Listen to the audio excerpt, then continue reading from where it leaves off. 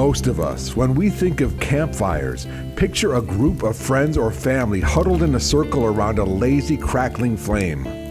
More of us still can remember a time when we roasted marshmallows for s'mores, smiling and laughing while embers traced their heated, wild trajectories to the sky. Cherished times with our favorite people. For some, however, the words campfire bring a different memory. One of an inferno of towering flames, redwood trees cracking and splitting as if struck by an imaginary massive axe. The air is distorted by heat and the sky fills with ash.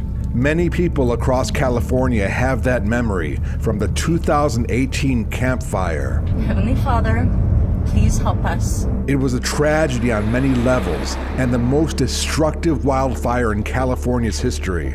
What makes it even more tragic is that it was totally preventable, and it was the result of our ever-reaching web of electric transmission and distribution lines, alive with current. When those lines, buzzing with voltage, meet high wind, dry conditions, and water-starved vegetation, it creates a perfect storm, a firestorm. What is the Operations and Planning Standard Set? Part 1. For anyone who has ever driven in the countryside or in forested areas that contain the glimmering steel towers holding up transmission lines, you may have noticed a wide swath of cleared land around them to either side. This was no accident, but the carefully directed results of compliance with a NERC Reliability Standard.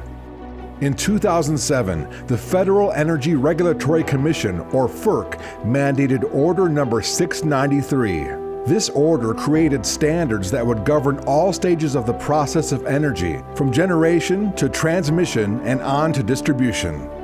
Looking at the tranquil fields of green, neatly cut around a wide perimeter of that towering transmission line, you would see compliance with one aspect of that order's mandated standards: vegetation management. It was a lack of vegetation management and conditions that perhaps 100 years ago would not have been fathomable that caused the campfire in 2018.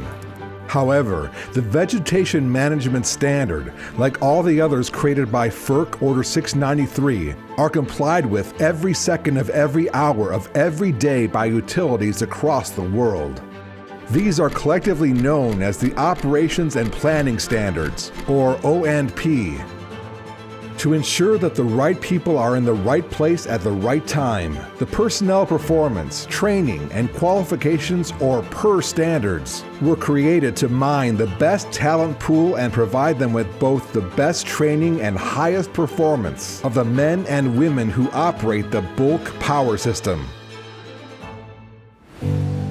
As with any complex machine that is making, moving, and consuming power, the voltage and reactive set of standards was created to ensure that voltage flows are monitored, controlled, and under carefully communicated ranges between utilities. This prevents harmful potential events from causing widespread chaos. These are but a few of the O&P standards.